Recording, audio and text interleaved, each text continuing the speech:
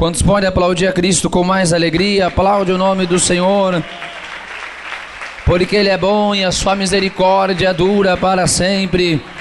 Recebam todos a gloriosa paz do Senhor Jesus Cristo.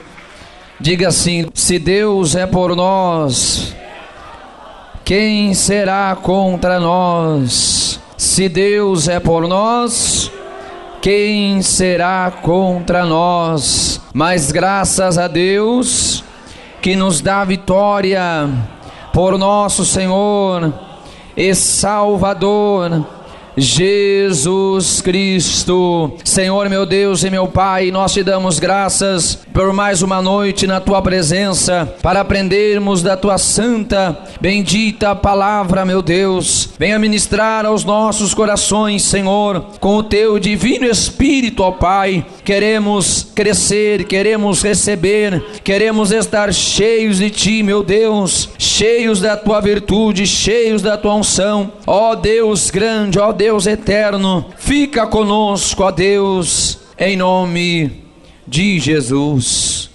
Amém. São todos bem-vindos na casa de Deus. Vamos ler a palavra. Livro de Gênesis. Nós vamos estudar a vida de um jovem chamado José. Um jovem que acreditou nos sonhos de Deus. A leitura está no livro de Gênesis, capítulo 37, versículo do 5 até o versículo de número 8. Diz assim a palavra de Deus: sonhou também José um sonho, que contou a seus irmãos, por isso o aborreciam ainda mais. E disse-lhes: ouvi, peço-vos este sonho que tenho sonhado. Eis que estávamos atando molhos no meio do campo, e eis que o meu molho se levantava, e também ficava em pé, e eis que os vossos molhos o rodeavam, e se inclinava ao meu molho. Então lhe disseram seus irmãos: tu, pois, deveras reinar sobre nós? Tu deveras terás domínio sobre nós? Por isso, tanto mais o aborreciam por seus sonhos e por suas palavras. Agora vamos ao capítulo 42. Capítulo 42, versículos do 6 até o 9. Diz assim a palavra de Deus: José, pois, era governador daquela terra.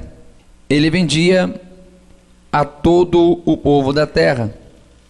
E os irmãos de José vieram e inclinaram-se ante ele com a face em terra.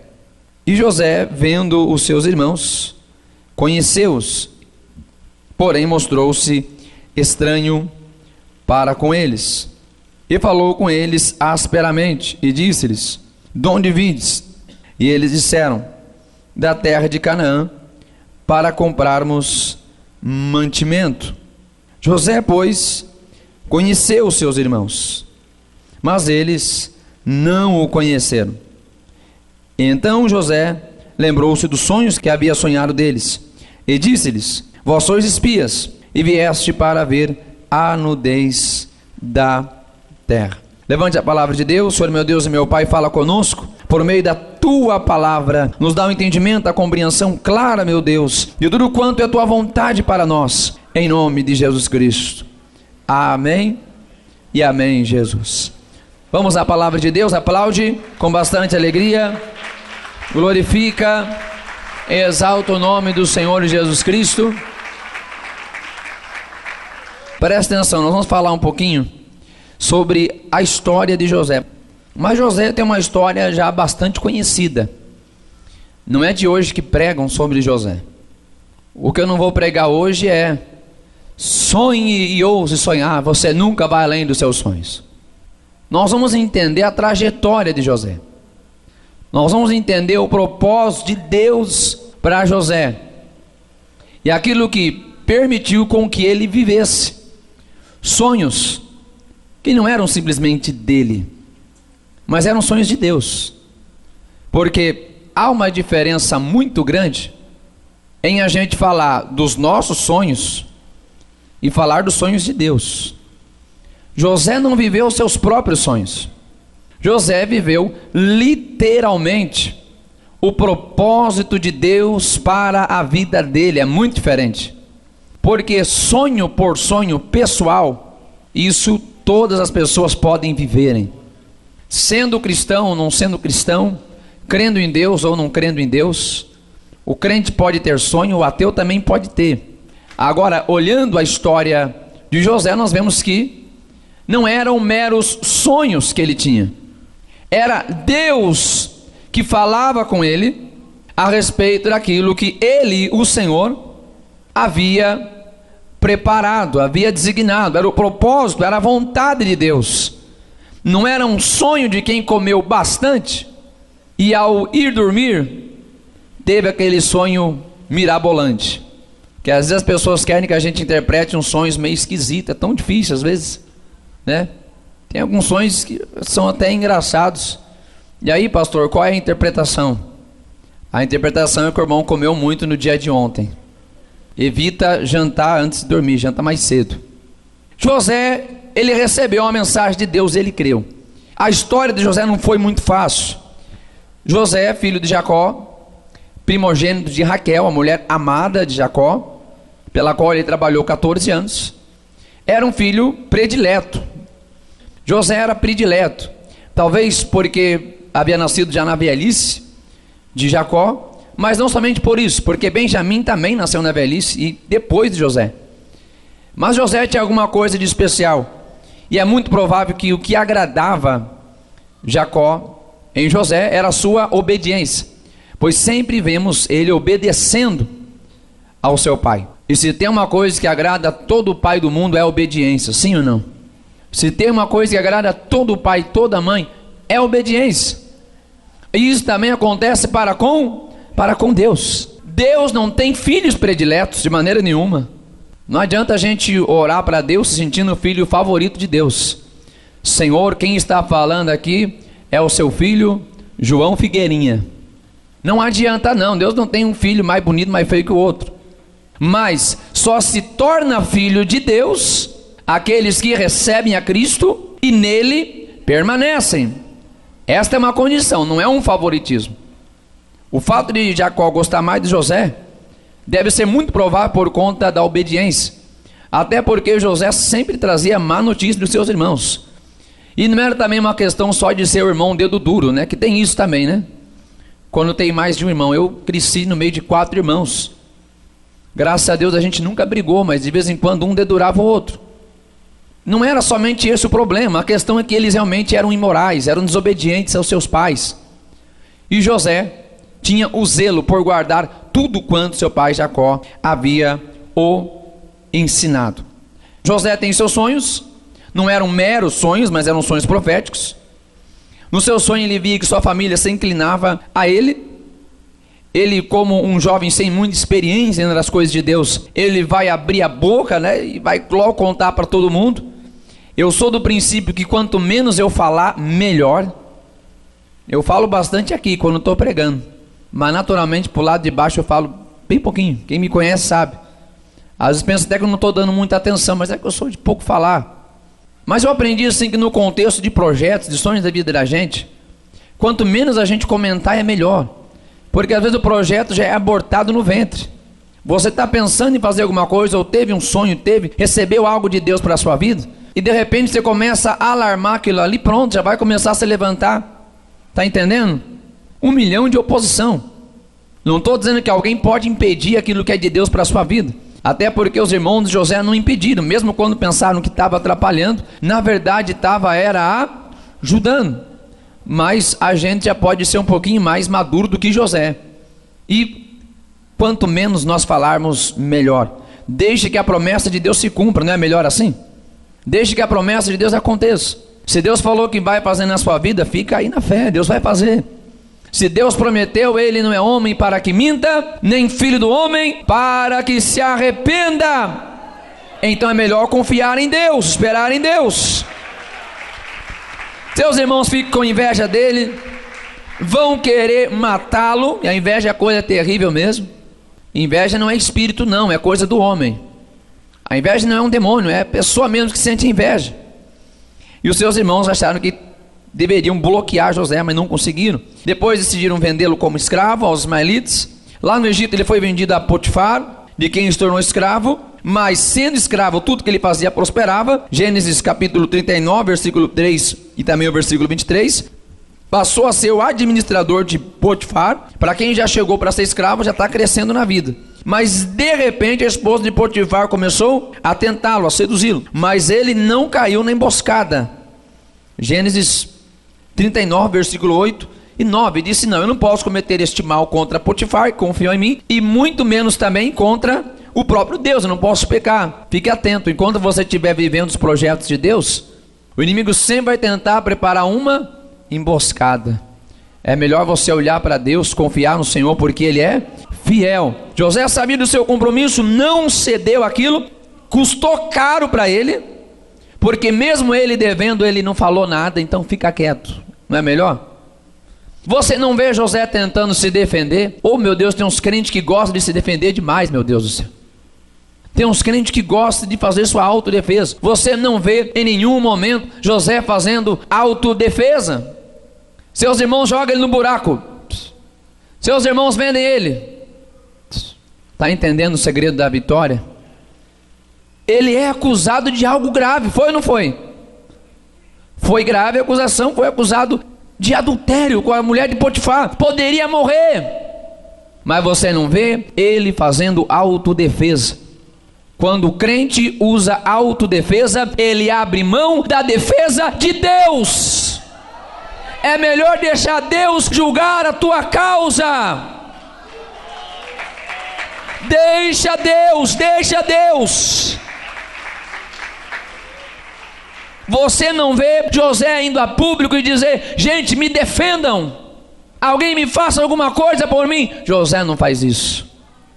Então aí você aprende o segredo com José. José em nenhum momento vai procurar se justificar, em nenhum momento vai querer se explicar, mesmo tendo uma acusação muito grave. Deus estava com ele, foi lançado à prisão, foi, mas Deus nunca o abandonou. Gênesis capítulo 33, versículo 2, versículo 21. Ele estava em momento difícil, mas Deus sempre estava com ele. Tem uma única coisa que a gente não pode abrir mão, é a presença de Deus conosco. Eu e você podemos perder tudo nesta vida, mas não podemos perder aquilo que representa a nossa totalidade de existência, que é a presença do Deus Todo-Poderoso em nossa vida. O resto tudo é passageiro, tudo é momentâneo. A presença de Deus permanece. Zele pela presença de Deus, cuide da presença de Deus, cuide da comunhão com Deus. José zelava pela sua fidelidade, pois sabia que Deus estava com ele. E na prisão novamente, ele vai achar graça diante do carcereiro mor. O servo de Deus fiel não espera momento propício para frutificar. Mesmo em um momento difícil, ele frutifica e dá resultado. Mesmo na prisão, José está lá, mas ele passa a ser reconhecido. Achou graça aos olhos do carcereiro. Sabe o que é isso? Testemunho. Achou graça aos olhos do carcereiro. O carcereiro começou a observar José, viu que José era diferente, viu que José era ético, viu que José seguia uma moral correta, viu que José era alguém de confiança. O que é que a gente está refletindo para as pessoas? O que a gente, como funcionário lá na nossa empresa, está refletindo ao nosso patrão, aos nossos amigos de trabalho? O que é que a gente está refletindo lá na nossa escola, para quem estuda, para quem faz faculdade?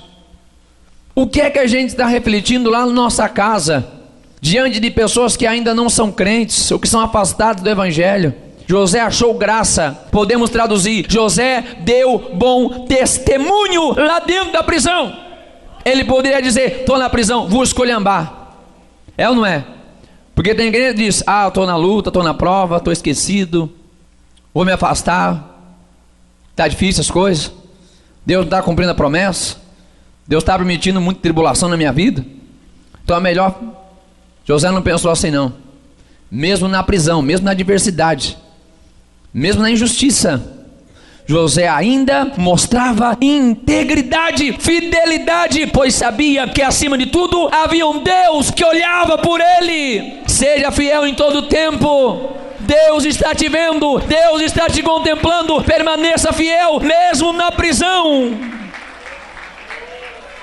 Deus estava lá com José. Interpretou o sonho dos dois presos, funcionários de Faraó. O copeiro teve a interpretação de bênção, já o padeiro a interpretação era de mal. Essa era a interpretação e José entregou justamente como era. Foi evidenciado e aconteceu justamente como ele interpretou. Ele ainda pediu ao copeiro, quando voltava ao palácio do rei, que dele não se esquecesse.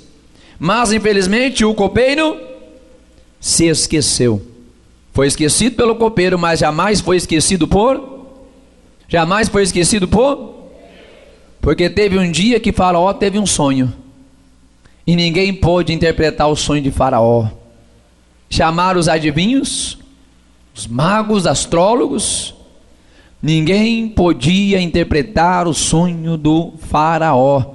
Então copeiro se lembrou de José. Preste atenção, aquilo que é para você, é para você. Não tem quem passe à frente de uma promessa pessoal, de uma promessa específica. Era para José, não tinha quem poderia interpretar o sonho do Faraó. Eu sei quem pode. Tem um rapaz lá no cárcere, o nome dele é José, ele é judeu, está lá há muito tempo, ele vai interpretar o sonho do Faraó. Você não entendeu, mas Deus está proporcionando um momento especial, um momento específico em que a glória dele vai vir à tona na tua vida. É para José e acabou, é para José. Alguém interpreta? Não, ninguém interpreta, não é para José. O lugar que é seu, meu irmão. O lugar que é seu, minha irmã. Por que tem crente que briga por causa de cargo dentro da igreja, meu Deus do céu? Jesus vai voltar, esses crentes vão ficar brigando por causa do cargo, meu Deus do céu. O que é seu. Se foi Deus que deu, ninguém tira, meu Deus do céu. Está entendendo? Era para José, ali era o lugar de José e acabou. Mas havia o tempo, havia a hora, havia o momento em que Deus havia preparar para José estar ali. Chama José. José interpreta o sonho de Faraó e diz para ele: olha, Faraó, o negócio é o seguinte, vai chegar a seca depois de 7 anos de fartura, e é bom que na fartura tenha recolhido o alimento, e para isso vai precisar de alguém para cuidar dos alimentos, vai precisar de alguém para administrar o alimento. Então o próprio Faraó chega na seguinte conclusão: acharíamos um homem como esse, em quem haja o Espírito de Deus. É para José mesmo. Não tem como alguém que é cheio do Espírito Santo, que é cheio da graça de Deus, é alguém incomparável. Deus procura pessoas com estas características, uma pessoa em que haja o Espírito Santo de Deus e que ouça a voz de Deus, que entenda a vontade, o plano, o tempo de Deus para a sua vida. Acharíamos alguém assim?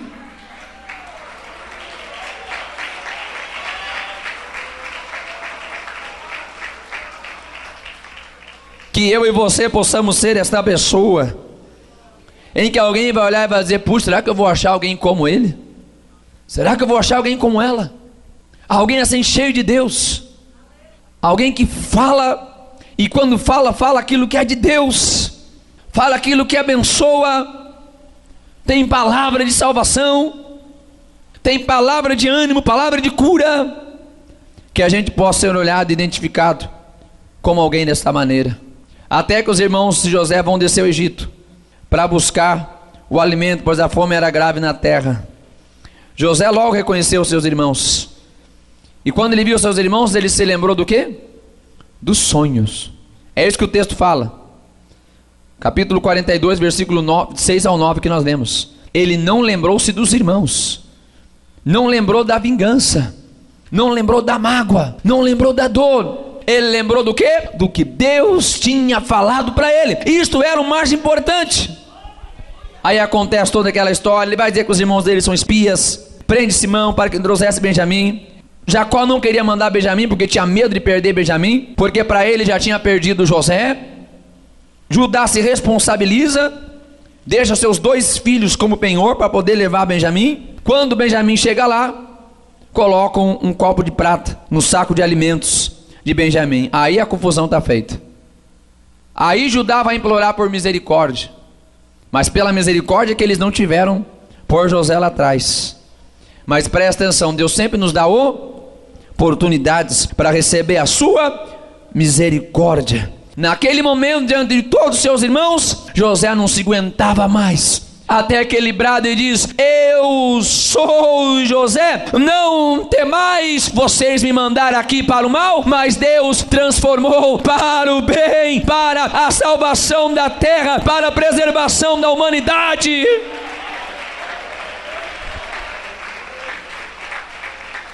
Então, quando você está na vontade de Deus, até aquilo que parece ser mal fica bom. José, assim como Jeremias, ele sofreu as consequências da mensagem que ele recebeu de Deus. Como foi a trajetória dele? Não foi nada fácil. José recebeu uma revelação diretamente de... Quem falou com José foi o próprio Deus. Muitas pessoas hoje têm questionamentos sobre revelação de Deus. E muitos que levantam questionamento é justamente pela banalização, pois muitos banalizam aquilo que é de Deus, e todo tempo fica dizendo: Deus está falando, Deus está falando, Deus está falando, e às vezes não é Deus que está falando, é a pessoa que está falando mesmo, falando demais.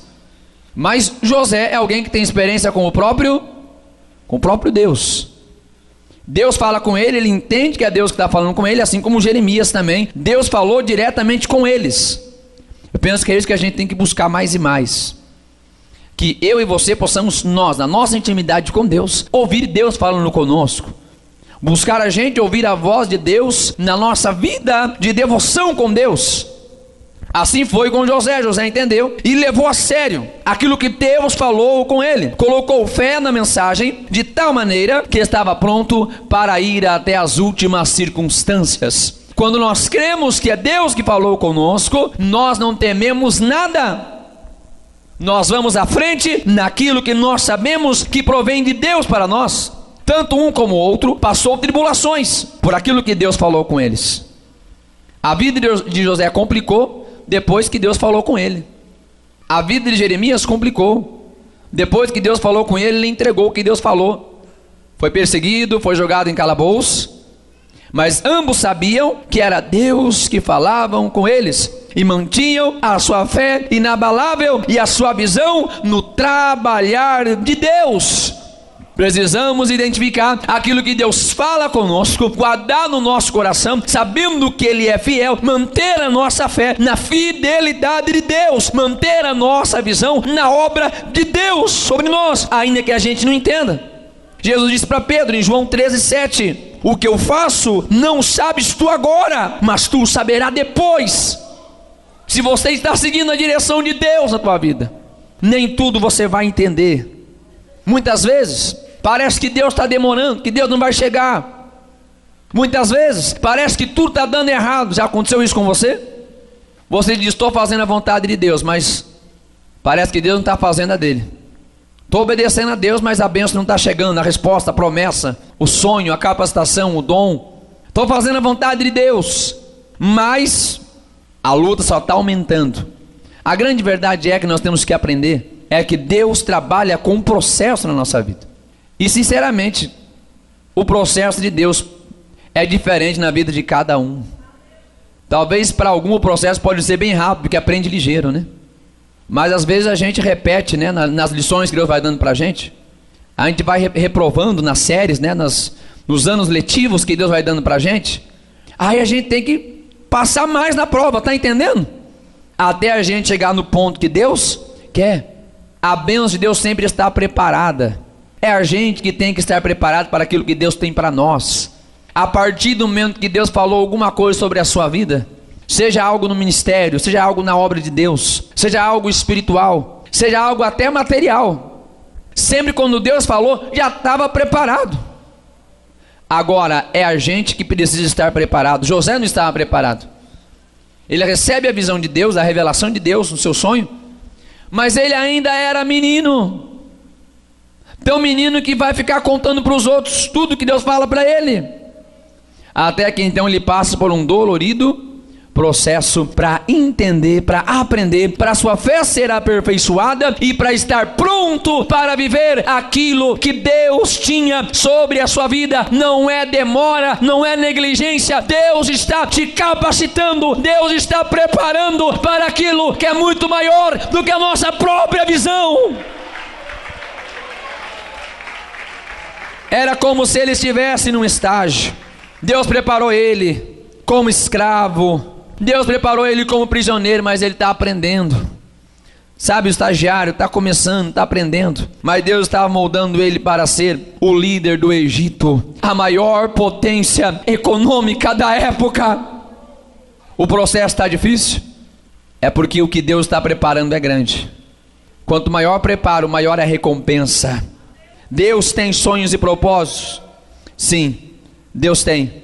Deus tem sonhos e propósitos para conosco, para com a nossa vida. O grande problema é que não são todos que aceitam a vontade de Deus para a sua vida. José aceitou, José recebeu, entendeu a vontade de Deus, de maneira que você não vê nenhum momento ele murmurando, com pena de si mesmo, que é autocomiseração, e nem mesmo querendo se vingar dos irmãos, pois ele entendia que havia um processo de Deus. Preste atenção, José muito bem sabia que ele não era do Egito, sabia do que Deus tinha para ele. Quando ele é chamado diante de Faraó, quando ele é chamado para interpretar o sonho de Faraó, ele não se exalta. Nunca se exalte quando você vê Deus cumprindo as promessas. Nunca se exalte quando você vê Deus te abençoando. José chegou diante de Faraó e poderia dizer: eu sou o cara que interpreta tudo aí, pode falar que eu tiro de letra. Ele vai dizer: não, Deus tem a palavra para ti, ó Faraó. Deus é quem tem a palavra de paz, Deus é quem tem as interpretações. Deixa sempre na conta de Deus, é muito melhor. É muito melhor a gente deixar com Deus, porque aí Ele se responsabiliza de tudo. A partir do momento que a gente começa a colocar o eu, aí você está pegando para você a responsabilidade. Quer assumir? Quer assumir a responsabilidade? Eu prefiro deixar com Deus. Deus é quem tem a palavra para ti, ó Faraó. Deus é quem vai fazer a obra. Deus é quem vai falar. Deus é quem vai usar. Deus é quem vai curar. Deus é quem vai libertar. Deus é quem vai fazer a grande obra para que o seu nome seja glorificado. Vamos tirar o eu da frente. Deixa a glória para Deus, que Ele sabe o que faz. Observamos em José uma vida de caridade. Desde o começo foi chamado para serviço. Sempre que somos chamados para fazer algo para Deus, existe uma trajetória de trabalho, uma trajetória de serviço. José não aparece de repente da casa do pai, lá no trono governando. Em todo o tempo ele está servindo. Na casa do pai servia o pai. Com Potifar era escravo e depois administrador de Potifar. Lá na prisão liderou os escravos, trabalho. E como governador também ele trabalhava. Deus chama a gente para dar resultados de trabalho. E mesmo assim, ele nunca buscou os seus próprios interesses. Mesmo estando lá no alto, lá em cima, lá no topo, ele deu exemplo de cuidar da sua família. Mesmo podendo vingar do seu irmão, não se vingou de seus irmãos. Muito pelo contrário, ele fez o bem para os seus irmãos. Cuidou da sua família. Vem para cá, pai, meus irmãos, vem morar no Egito, porque eu vou cuidar de vocês. José deu um exemplo muito grande que está no Novo Testamento. 1 Timóteo, primeira epístola a Timóteo, capítulo 5, versículo 8. Paulo fala a Timóteo que se alguém não tem cuidado dos seus, da sua família, é pior do que o infiel e negou a fé. Mesmo estando lá em cima, sendo exaltado, ele ainda continuou demonstrando seu apreço, sua consideração pela sua família. Para a gente concluir, será que José é alguém que expressa o caráter cristão? E que pode servir de exemplo para nós? Com toda certeza. José é um exemplo de paciência. Sabia esperar, esperou muito. Temor a Deus. Mesmo diante da grande oportunidade. Grande que eu digo porque ali seria muito fácil se ele quisesse. Mesmo da facilidade para ele pecar, ele recusou porque temia a Deus. Foi fiel a Deus ao último. Fidelidade. Amor para com seus irmãos, para com sua família. Santidade, preservou a sua vida diante de Deus. Sua identidade. Mesmo estando no Egito, sabia que não era de lá, manter o seu temor e sua responsabilidade com o Deus do seu pai, Jacó. aceitou o propósito divino e perseverou na fé. Nós sabemos que sempre que nós perseveramos na fé, recebemos a recompensa de Deus para a nossa vida. José pagou o mal com o bem. Foi um jovem crente, guardou a palavra até o final da sua vida. José é um exemplo de vida para todos nós. Para o jovem que hoje acha que é difícil servir a Deus, dá uma olhada para José, sempre foi difícil. A proporção da dificuldade é a mesma. Sempre a gente vai dizer que a nossa vez é mais difícil, né? Sempre a gente vai dizer que a nossa, mas não é. A proporção sempre é igual. É dentro do contexto que a gente vive, da época que a gente vive. Não era fácil para ele, não foi fácil para ninguém. E também nunca vai ser. Mas ele mostrou que é possível ser fiel a Deus em tudo, independente o tempo, a circunstância ou a idade. Para a gente finalizar, aspectos doutrinários da história de José. Primeiro, nós vemos que o crente pode ser provado por Deus. A fé do cristão pode ser provada. Deus coloca momentos na nossa vida para que de fato nós mostremos a nossa fé diante dele e também diante das pessoas. Nem sempre nós como crentes vamos entender a vontade de Deus, mas devemos aceitar. Entender não deve ser critério para a gente aceitar a vontade de Deus, independente de qualquer coisa. Aceitemos aquilo que Deus propõe para nós. Quem guarda a palavra de Deus vai passar pela aprovação. Está entendendo o que é o passar? É passar, não é permanecer, é passar. Porque a gente aprende a lição e chega do outro lado, a gente é aprovado por Deus. Então o crente fiel pode passar como José, pela cisterna, pode passar pela prisão, pode passar pela casa de Potifar, mas ele vai passar e vai viver o que Deus tem para ele. E o jovem pode ser forte. Nós aprendemos isso na vida de José. E por fim, o verdadeiro crente sabe perdoar, sabe mostrar o ato cristão, assim como Cristo perdoou os seus malfeitores, porque a vingança pertence ao Senhor. Tem muitos crentes vingativos, porque quem me viu passar na prova e não me ajudou, quando ver eu na bênção, mas o crente verdadeiro não tem esse problema não. Quem não me ajudou, eu vou ajudar. Quem não me amou, eu vou amar. Quem não me perdoou, eu vou perdoar. Siga a vontade de Deus, não tem perigo de dar errado. Se estamos seguindo o propósito de Deus, o plano de Deus, pode ser difícil, mas no final vai dar tudo certo. Deus mostrará a sua glória sobre a sua vida. Viva a vontade de Deus. O presente pode ser difícil, mas o futuro será de glória. Todos em pé em nome de Jesus para a gente terminar. Então vamos orar. Deus abençoe pela fé de todos vocês. Senhor meu Deus e meu Pai, em nome de Jesus, guarde seu povo, leva em paz, abençoa. Em nome de Jesus Cristo, Senhor, confirma a bênção, a vitória, a graça. Em nome de Jesus Cristo. Amém e amém. Senhor, que Deus abençoe a todos. Me alegre a paz do Senhor Jesus. A paz do Senhor Jesus e a paz do Senhor Jesus. Que Deus abençoe a todos. Venham receber a unção com óleo em nome de Jesus Cristo.